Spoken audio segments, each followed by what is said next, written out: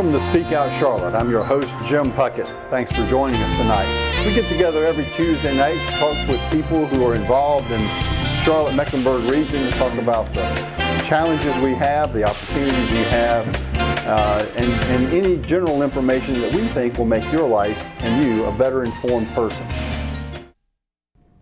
Thanks for joining us for Speak Out Charlotte. I'm your host, Jim Puckett.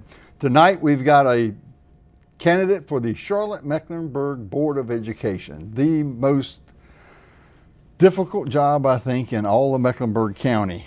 Clearly the one that's probably the least appreciated for what has to go into it. So we appreciate the fact that Sean Strain is stepping up to the plate to take a stab at it from District 6. Sean, welcome. Well, thank you very much, Jim. Well, before I ask you why, let's find out a little bit more about you, because sure. It's always interesting to find out why people run for the Board of Education. It's a very unique job that comes with an awful lot of burdens and usually you know it going in. Very few people just kind of stumble into it.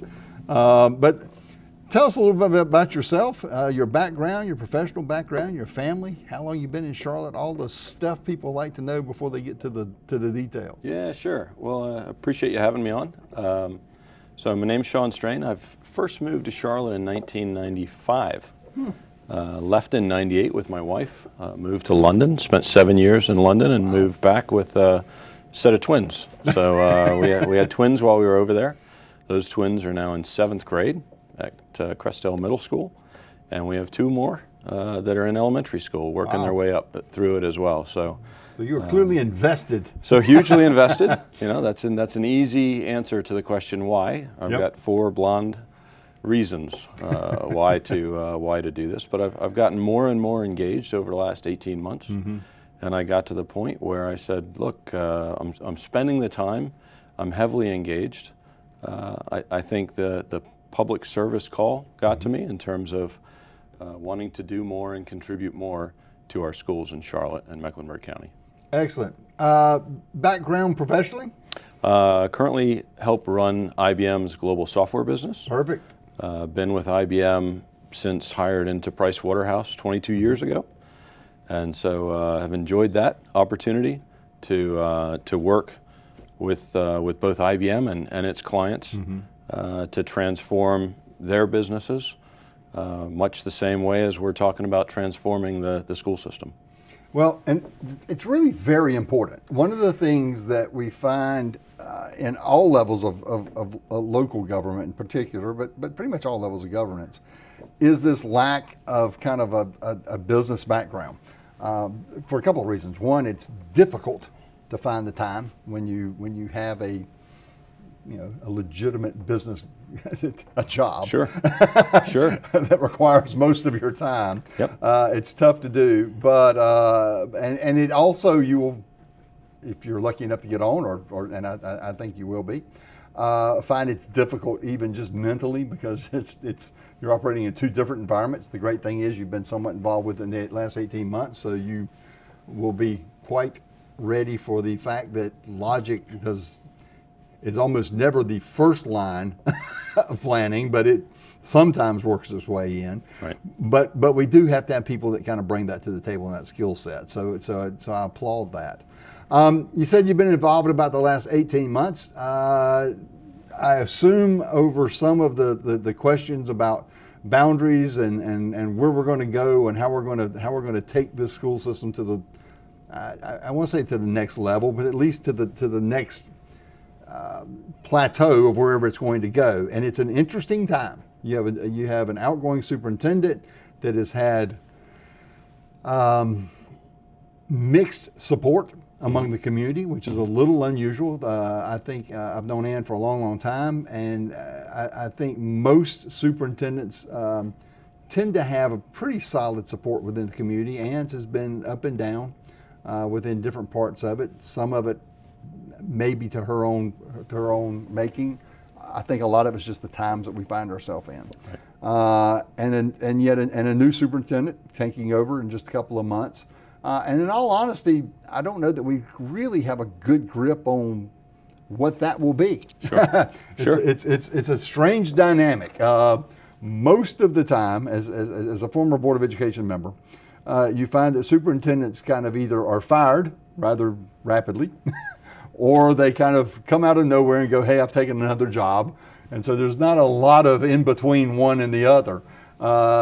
This one there has been. This one, Ann said, I'm going to retire, and then extended her retirement even.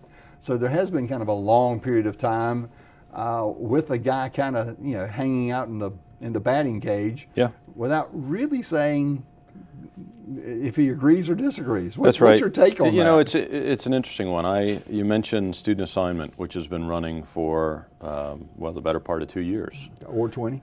It's or 20, right? If you've been there, So that's not what actually drew me into this in the first case. In the first case, it was my twins starting middle school and getting involved with the school leadership team. Okay. And as a policy board for the school, starting to look at the school and the sorts of both policies and programming that we have in the school, as well as some of our key metrics, and really looking at those key metrics and identifying how we can further improve the school according to the mission, which is for all children. The corollary of which, of course, is not at the expense of any other child. Right. Right. And that's always a difficult measure. But that's how I got involved and engaged in the first instance, was through the school leadership team and really looking at it almost at a micro level, not micro in terms of a classroom, but micro in terms of a school. Right. And so then the student assignment thing really kicked up. It already was an issue in 2015, in the 2015 election. I was aware of it then, but not as engaged. Became more engaged as we really started to gear up towards our phase 1 and phase 2 discussions, in fact, before the phases were even defined. Right. I started getting involved there and looking at, again, the data, right? I'm drawn back to, we've got metrics. We've got a mission for the school system, and we've got metrics that identify how we're executing against that mission and making sure that we are reaching and touching every subgroup and executing on that mission. And if we're not, why not, right? And unfortunately, I find that that's a conversation that's had all too infrequently on the school board, is really looking at what makes a great student, what makes a great school. How do we provide an environment, the very royal we, not the school board, but the very royal we, provide a great environment for a child to excel academically and a school to perform academically. And those are things that we don't discuss enough, I believe, and also talk about who has primary, secondary, tertiary responsibilities for providing that environment and those capabilities. And I think that's a conversation that needs to be had. And it's interesting because and I applaud coming through the SLT, school leadership team. Many people don't really realize what that is and how impactful it is. And it is more impactful in some schools than others. It's the old rubber meets the road. That is kind of the place where you start to talk about what kind of, in theory, happens at the Board of Education level, and then it gets down to dealing with the kids you have. So it's a very useful skill set and experience to have going into the Board of Education, because I think it does offer you kind of some real world understanding. The other thing that I think gets lost is how that tends to be a rather forward-thinking, visionary, constant working plan. It's not just what we're going to, hey, it's 2017. What are we going to do this year? No, it really is kind of laying out the pathwork going forward. The problem you have is if you have a school system that is rather constantly churning up the plan, it makes that very difficult to do. And I think a lot of times, from my perspective, that's one of the things we miss when we start talking about, I think far too often, kind of the reshuffling of the student population, is you kind of just throw all that into chaos, and you're starting all over, and you never get to really seeing the benefit of what's happened at the school level. All that said, You know, we are in a place where we're getting ready to look at, apparently within another week or so, a vote to kind of fundamentally change the way we assign kids, at least some number of them. Where do you fall on that? Where are you with the pairing? Where are you with what they're trying to do as far as pockets of poverty? Sure. Is that the right answer, or is there a better answer, or is it not the right answer and you don't know a better answer? Well, I'll go back to your previous question that you fielded about the superintendent, the outgoing superintendent, the incoming superintendent, because that is a big part of this as well. This is clearly Ann's plan. Right. Supported and put forward by the staff, and supported by a number of the members of the board. And as I look at the board, there's folks that support it. There's folks that, are not sure about it. Right? Take it or leave it. There's folks that don't believe it's gone far enough Right. to deal with a number of issues. Right. Interestingly enough, the mission statement isn't in any of those conversations, right? So it is interesting because we're not talking about academic achievement with the student Right. assignment plan. That being said, as a District 6 representative, there are only 3 of the 42 Right. proposals that were brought forward, or recommendations that were brought forward, that apply in my district, in District 6. Those generally have pretty broad support of the community. I know that the current representative, Paul Bailey, supports them, and presumably the incoming superintendent does as well, although he hasn't said one way or the other. Right. Whether, stated a position on the whole plan, or any individual part of the plan. Your question was about the pairing. There's 3 pairing recommendations in the proposal. And again, I go back to the data. I'm looking for places where pairing akin to this Right. has worked well Right. on executing on the mission. And frankly, Jim, I haven't seen it. I Right. haven't found it, right? And so you do start to wonder, well, what is it that this is looking to achieve, if not the mission of the board? What is it looking to achieve? And so so one of the frustrations with that is actually understanding, both in terms of alignment to the mission, but also that point of, having been in IBM and driven so many transformation programs, been part of them within the IBM Corporation, within mergers. I came from Price Waterhouse to PricewaterhouseCoopers to IBM, through our own mergers and acquisition activity, as well as with clients. It's clear that whoever is going to be responsible and accountable for implementing change needs to be at the front saying, yes, I support it, and yes, this is my plan. Right. And so I haven't seen that from the superintendent. I haven't seen it from many of the communities. Right. Right? The last school board meeting, Moorhead, for example, just person after person coming up saying, hey, we have worked really hard to build this. Don't do this to us. Right. And so if the community is not behind it, you can propose whatever you want. It's not going to be successful. Right. And so that's the frustration with me. I think there are elements of this plan, like the D6 proposals, that should be voted on and sailed through. I think that other elements of the plan, frankly, should be deferred until the work has been done with the new superintendent and with the community, in order to find what's best for them, and make sure that support is there. I agree with you completely. I think there's a couple of things here that you've touched on that are interesting. One, early on you talked about responsibility and kind of who has a responsibility. And what those responsibilities are. At what level is it parental responsibility, a community responsibility, a teacher responsibility, a school system's responsibility? I don't know that we've really done the hard work of laying that out. The follow-up to that almost never gets discussed, though, is how do you deal with the breakdown when those who are responsible don't do it? And it's not an easy fix just to kind of blend the two, because that's the real problem. Right. The most glaring, obvious problem with this is a lack of responsibility of some parents.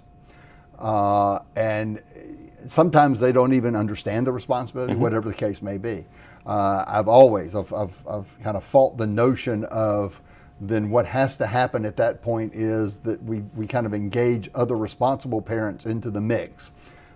Because that's just that in and of itself I think is irresponsible. One, it's not, I'm not a it takes a village to raise a child proponent. The village can't be against the child, right? But you also have to find a way, because human nature is such that we tend to take care of that closest to us, and we are willing to reach out best we can through charity or whatever. But you can't depend on that. If that is the only thing that's going to make the child successful, that's a pretty weak linkage to say, well, you're a responsible parent, so I'll tell you what I want you to do. I want you to engage more with the child of an unresponsible parent. And if you are capable of doing that and willing to do that, wonderful. If you're not, then I have a child that has a parent that doesn't understand their responsibility and not really any safety net there to do it other than we hope you would engage. To your point, when the citizens are saying we don't really want to change, that's a pretty glaring example of we may not be embracing the solution you have, which means you don't have a solution. So that's where I have a problem with it also. The fact, I will give credit to Ann Clark that she has basically said, much of this is not academic based. Well, okay, now I appreciate you telling me that.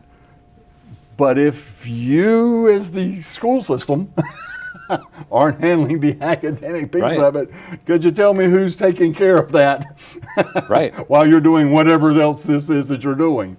So I agree. I tend to think you should delay. I think you have to have a superintendent that comes on board and says, yes, absolutely, positively.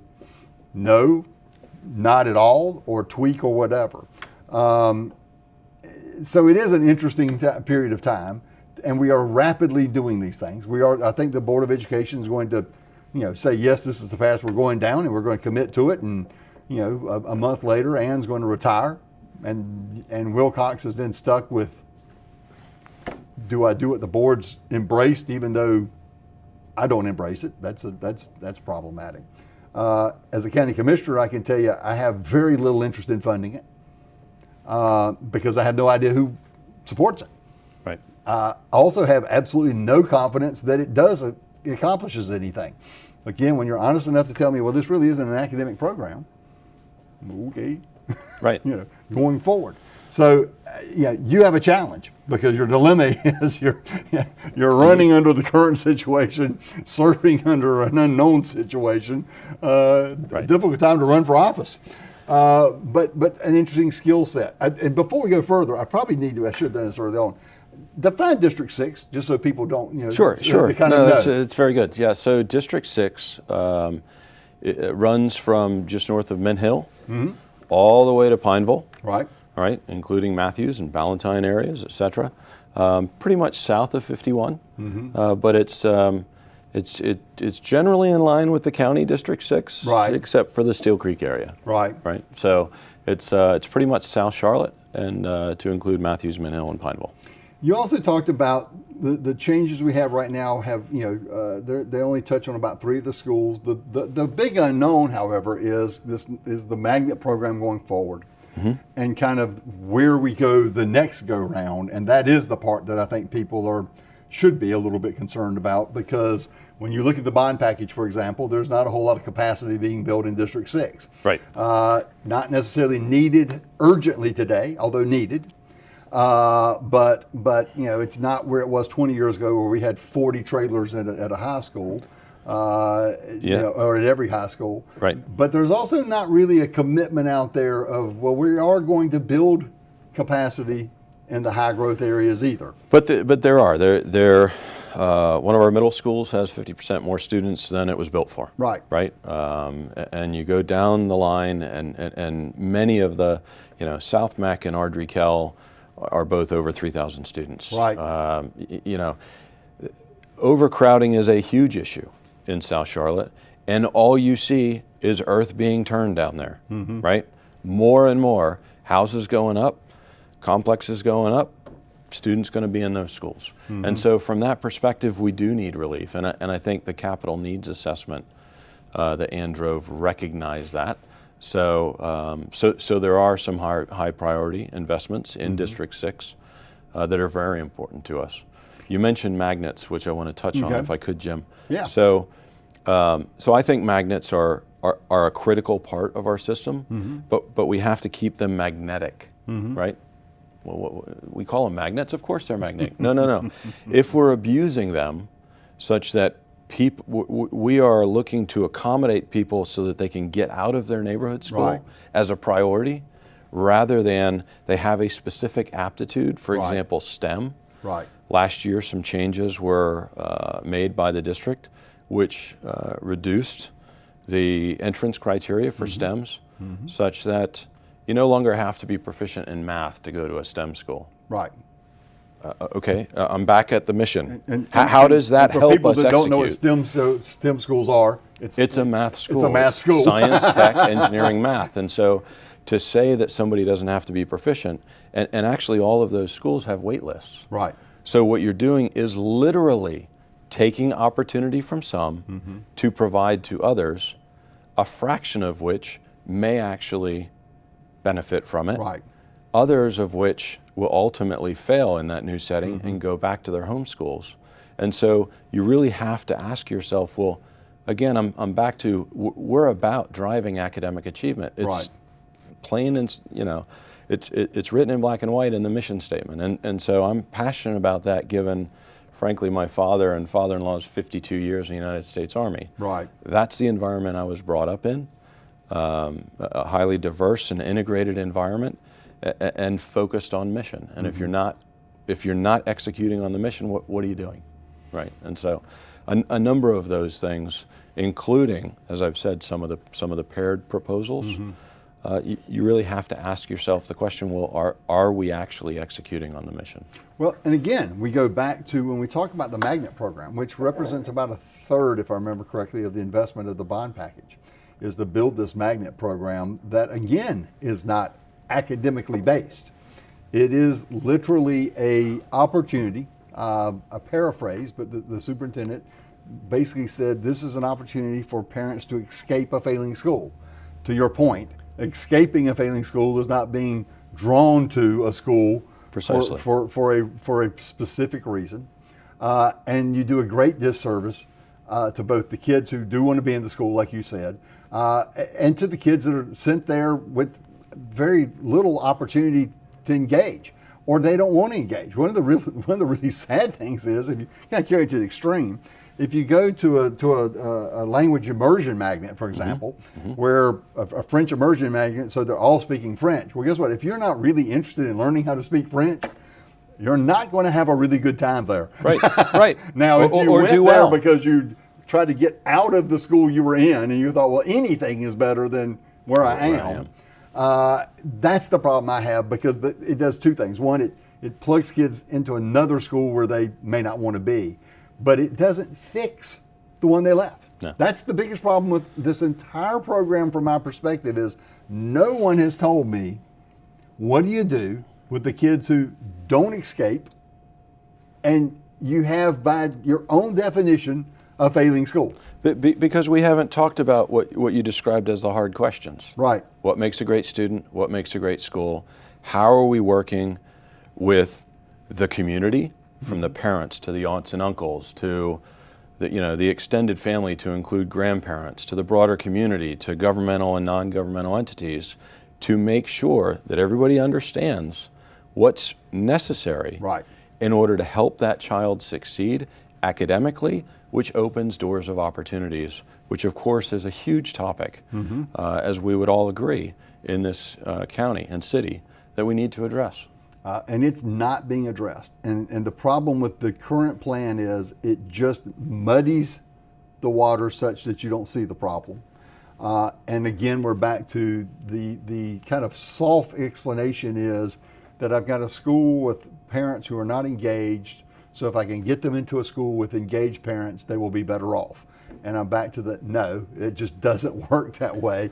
You cannot, as a school system, as a Board of Education member, you cannot push the responsibility for guaranteeing an education off to parents. Onto another set of parents. Onto another set of parents. Onto another set of parents. And, You know, I firmly believe that schools, houses of faith, are the foundational elements of a community. You want a strong community? Have a strong school, Right. strong houses of faith, right? And have the community own, nurture, build around those things. And so to that extent, we're doing a disservice even to the community itself I by think saying, so. hey, the most engaged parents who can figure out the magnet lottery, Right. get their kids out, which leaves, unfortunately, the children of the least engaged parents. And I fundamentally think that we have to look at empowering our neighborhood schools, empowering our communities to support those and grow them.